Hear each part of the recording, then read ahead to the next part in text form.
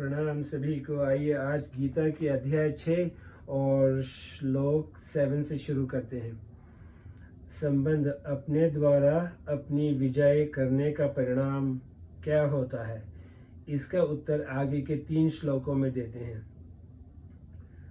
जितात्मन प्रशांतस्य परमात्मा समाहित शीतोष्ण सुख दुखेशु तथा मानापमानयो, मतलब जिसने अपने आप पर अपनी विजय कर ली है, उस शीत उष्ण मतलब अनुकूलता प्रतिकूलता सुख दुख तथा मान अपमान में प्रशांत निर्विकार मनुष्य को परमात्मा नित्य प्राप्त है।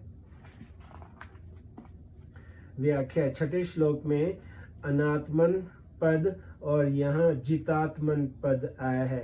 इसका तात्पर्य यह है कि जो अनात्मा होता है वह शरीर आदि प्राकृत पदार्थों के साथ मैं और मेरापन करके अपने साथ शत्रुता का बर्ताव करता है, और जो जितात्मा होता है वह शरीर आदि प्राकृत पदार्थों से अपना संबंध न मानकर अपने साथ मित्रता का बर्ताव करता है। इस तरह अनात्मा मनुष्य अपना पतन करता है और जितात्मा मनुष्य अपना उद्धार करता है। जितात्मन जो शरीर इंद्रियां मन बुद्धि आदि किसी भी प्राकृत पदार्थ की अपने लिए सहायता नहीं मानता और उन प्राकृत पदार्थों के साथ कृष्ण मात्र भी अपनेपन का संबंध नहीं जोड़ता, उसका नाम जितात्मा है। जितात्मा मनुष्य अपना तो हित करता ही है, उसके द्वारा दुनिया का भी बड़ा भारी हित होता है। शीतोष्ण सुख दुखेशु प्रशांतस्य, यह शीत और उष्ण इन दोनों पदों पर गहरा विचार करें तो ये सर्दी और गर्मी के वाचक सिद्ध नहीं होते, क्योंकि सर्दी और गर्मी ये दोनों केवल त्वग्निंद्रिय के विषय हैं।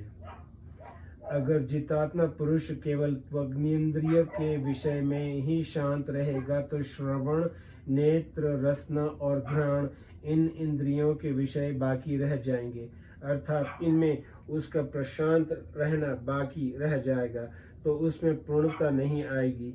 अतः यहाँ शीत और उष्ण पद अनुकूलता और प्रतिकूलता के वाचक हैं। शीत अर्थात अनुकूलता की प्राप्ति होने पर भीतर में एक तरह की शीतलता मालूम देती है, और उष्ण अर्थात प्रतिकूलता की प्राप्ति होने पर भीतर में एक तरह का संताप मालूम देता है।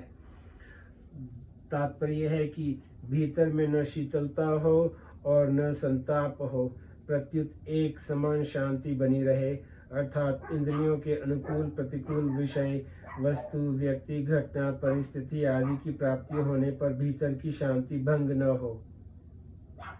कारण कि भीतर में जो स्वतः सिद्ध शांति है वह अनुकूलता में राजी होने से और प्रतिकूलता में नाराज होने से भंग हो जाती है। अतः शीत उष्ण में प्रशांत रहने का अर्थ हुआ कि बाहर से होने वाले संयोग वियोग का भीतर असर न पड़े। अब ये विचार करना चाहिए कि सुख और दुख पद से क्या अर्थ लें। सुख और दुख दो तरह के होते हैं। एक साधारण लौकिक दृष्टि से जिसके पास धन संपत्ति वैभव स्त्री पुत्र आदि अनुकूल सामग्री की बहुलता हो उसको लोग सुखी कहते हैं। जिसके पास धन संपत्ति वैभव स्त्री पुत्र आदि अनुकूल सामग्री का अभाव हो उसको लोग दुखी कहते हैं। और दूसरा, जिसके पास बाहर की सुखदायी सामग्री नहीं है वह भोजन कहाँ करेगा, इसका पता नहीं, पास में पहनने के लिए पूरे कपड़े भी नहीं है, रहने के लिए स्थान भी नहीं है, साथ में कोई सेवा करने वाला नहीं है। ऐसी अवस्था होने पर भी जिसके मन में दुख संताप नहीं होता और जो किसी वस्तु व्यक्ति परिस्थिति आदि की आवश्यकता का अनुभव भी नहीं करता, प्रत्युत हर हालत में बड़ा प्रसन्न रहता है, वह सुखी कहलाता है। परंतु जिसके पास बाहर की सुखदायी सामग्री पूरी है, भोजन के लिए बढ़िया से बढ़िया पदार्थ है, पहनने के लिए बढ़िया से बढ़िया कपड़े हैं, रहने के लिए बढ़िया मकान है, सेवा के लिए कई नौकर है, ऐसे अवस्था होने पर भी भीतर में रात दिन चिंता रहती है कि मेरी ये सामग्री कहीं नष्ट न हो जाए यह सामग्री कायम कैसे रहे, बढ़े कैसे आदि। इस तरह बाहर की सामग्री रहने पर भी जो भीतर से दुखी रहता है वह दुखी कहलाता है। उपयुक्त दो प्रकार से सुख दुख कहने का तात्पर्य है कि बाहर की सामग्री को लेकर सुखी दुखी होना और भीतर की प्रसन्नता खिन्नता को लेकर सुखी दुखी होना।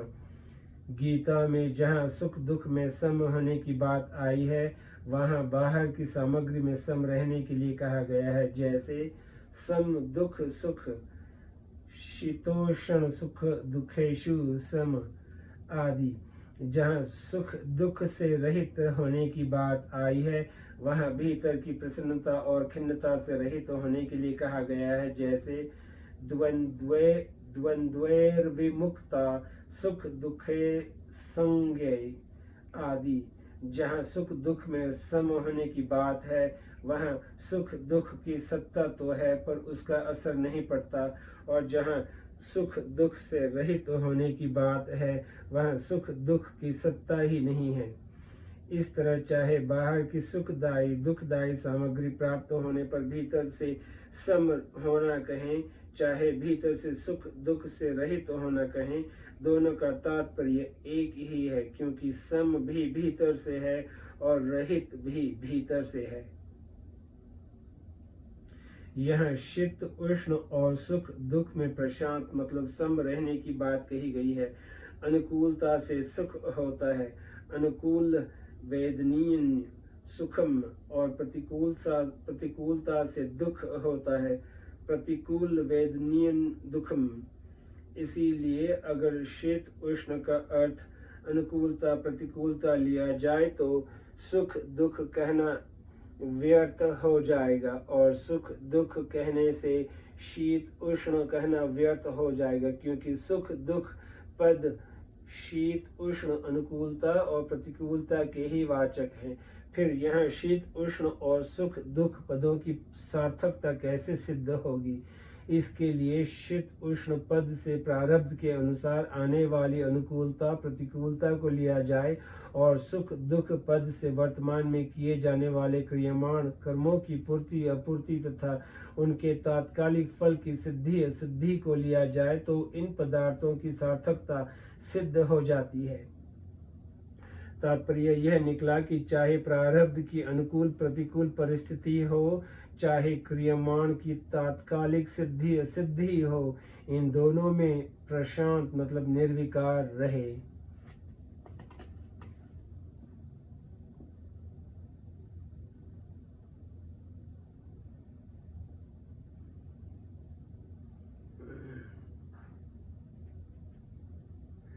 इस प्रकरण के अनुसार भी उपयुक्त अर्थ ठीक दिखता है, कारण कि इसी अध्याय के चौथे श्लोक में आए नेन्द्रियार्थेषु मतलब अनुसृज्यते पद को यहाँ शीत उष्ण पद से कहा गया है, और न कर्मसु अनुसृज्यते पदों को यहाँ सुख दुख पद से कहा गया है।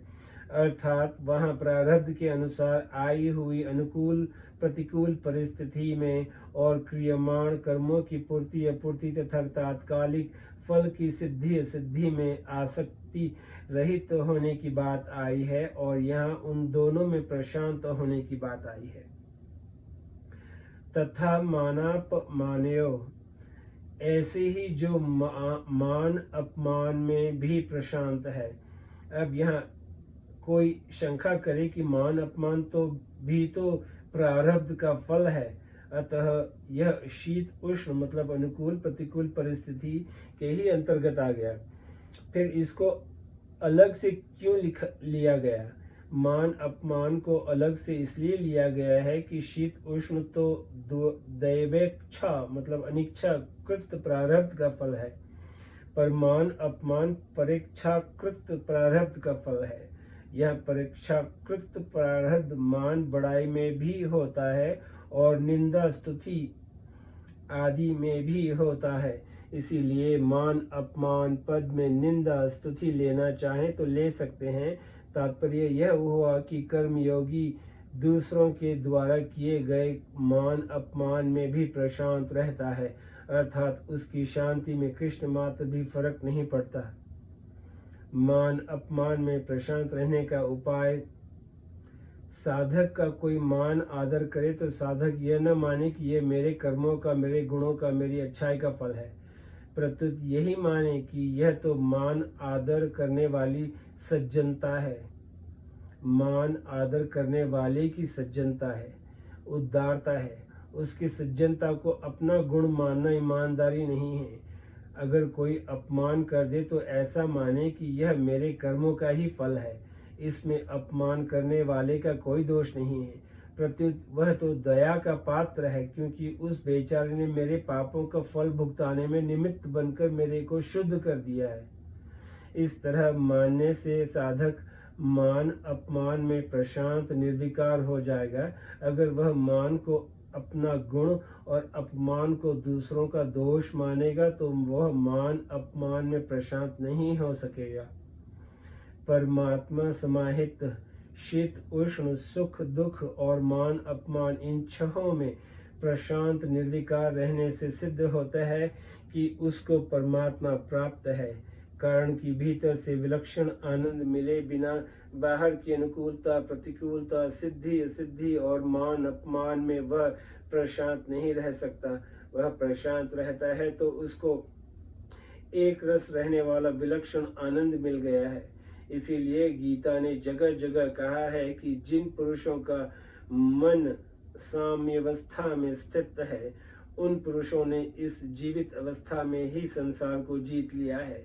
जिस लाभ की प्राप्ति होने पर उससे अधिक लाभ का होना मान ही नहीं सकता, और जिसमें स्थित होने पर बड़े भारी दुख से भी विचलित नहीं हो सकता, आदि आदि। अब श्लोक 8वें से शुरू करते हैं। ज्ञान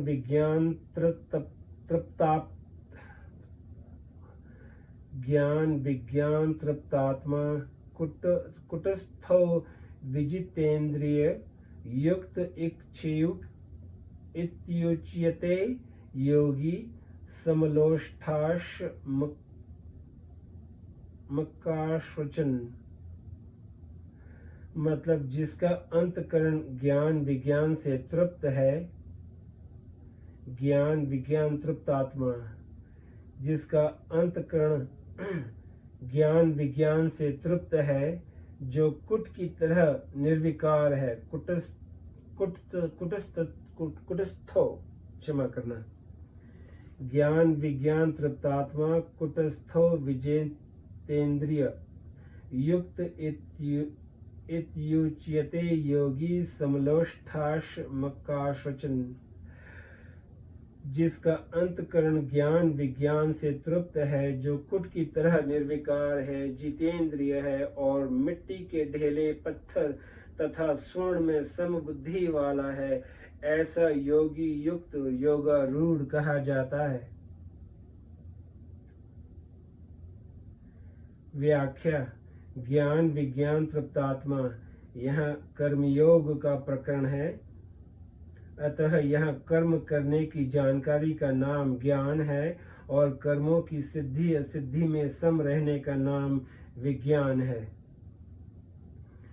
स्थूल शरीर से होने वाली क्रिया, सूक्ष्म शरीर से होने वाला चिंतन और कारण शरीर से होने वाली समाधि, इन तीनों को अपने लिए करना ज्ञान नहीं है। कारण की क्रिया चिंतन समाधि आदि मात्र कर्मों का आरंभ और समाप्ति होती है तथा उन कर्मों से मिलने वाले फल का भी आदि और अंत होता है, परंतु स्वयं परमात्मा का अंश होने से नित्य रहता है। अतः नित्य कर्म और फल से इस नित्य रहने वाले को क्या तृप्ति मिलेगी? जड़ के द्वारा चेतन को क्या तृप्ति मिलेगी? ऐसा ठीक अनुभव हो जाए कि कर्मों के द्वारा मेरे को कुछ भी नहीं मिल सकता, तो यह कर्मों को करने का ज्ञान है। ऐसा ज्ञान होने पर वह कर्मों की पूर्ति अपूर्ति में और पदार्थों की प्राप्ति अप्राप्ति में सम रहेगा, यह विज्ञान है। इस ज्ञान और विज्ञान से वह स्वयं तृप्त हो जाता है, फिर उसके लिए करना, जानना और पाना कुछ भी बाकी नहीं रहता। कुटस्थ, जो कुट मतलब अहरन की तरह स्थित रहता है, उसको कुटस्थ कहते हैं। कुटवत तिष्ठति कुटस्थ। कुट मतलब अहरन एक लौह पिंड होता है जिस पर लोहा, सोना, चांदी आदि अनेक रूपों में गढ़े जाते हैं, पर वह एक रूप ही रहता है।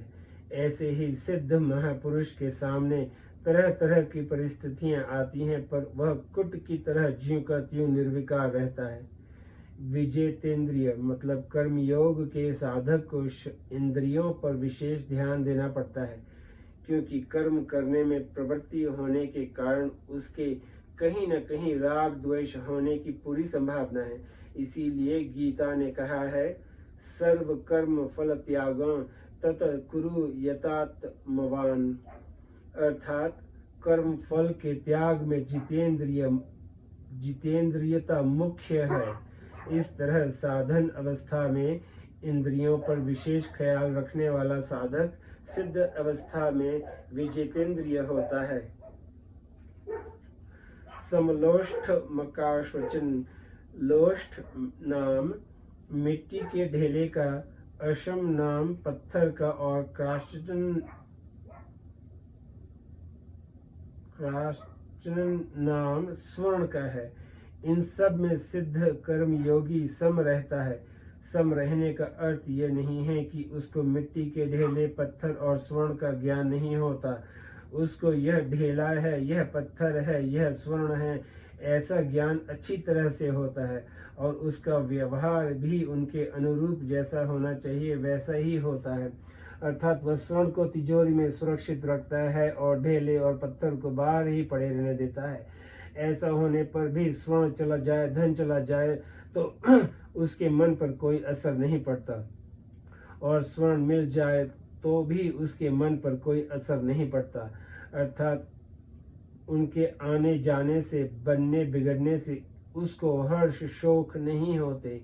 यही उसका सम रहना है। उसके लिए जैसे पत्थर है वैसे ही सोना है, जैसा सोना है वैसे ही ढेला है, और जैसे ढेला है वैसे ही सोना है। अतः इनमें से कोई चला गया तो क्या, कोई बिगड़ गया तो क्या, इन बातों को लेकर उसके अंतःकरण में कोई विकार पैदा नहीं होता। इन स्वर्ण आदि प्राकृत पदार्थों का मूल्य तो प्रकृति के साथ संबंध रखते हुए ही प्रतीत होता है, और तभी तक उनके बढ़िया घटियापन के अंतःकरण में असर होता है। पर वास्तविक बोध हो जाने पर, जब प्रकृति से संबंध विच्छेद हो जाता है, तब उसके अंतःकरण में इन प्राकृत भौतिक पदार्थों का कुछ भी मौल्य नहीं रहता। अर्थात बढ़िया घटिया सब पदार्थों में उसका संभाव हो जाता है। सार यह निकला कि उसकी दृष्टि पदार्थों के उत्पन्न और नष्ट होने वाले स्वभाव पर रहती है। अर्थात उसकी दृष्टि में इन प्राकृत पदार्थों के उत्पन्न और नष्ट होने में कोई फर्क नहीं है। सोना उत्पन्न और नष्ट होता है, पत्थर उत्पन्न और नष्ट होता है, तथा ढेला भी उत्पन्न और नष्ट होता है। उनकी इस अनित्यता पर दृष्टि रहने से उसको सोना, पत्थर और ढेले में तत्व से कोई फर्क नहीं दिखता। इन तीनों के नाम इसलिए लिए हैं कि इनके साथ व्यवहार तो यथा योग्य ही होना चाहिए, और यथा योग्य करना ही उचित है, तथा वह यथा योग्य व्यवहार करता भी है, पर उसकी दृष्टि उनके विनाशी पने पर ही रहती है। उनमें जो परमात्मा तत्व एक समान परिपूर्ण है, उस परमात्मा तत्व की स्वतः सिद्ध समता उसमें रहती है। युक्त इत्युच्यते योगी, ऐसा ज्ञान विज्ञान से तृप्त, निर्विकार, जितेंद्रिय और समबुद्धि वाला सिद्ध कर्म योगी युक्त अर्थात योगारूढ़ समता में स्थित कहा जाता है। आइए आज यहीं पे समाप्त करते हैं, फिर कल से श्लोक 9 से शुरू करेंगे। Thank you. नमस्ते।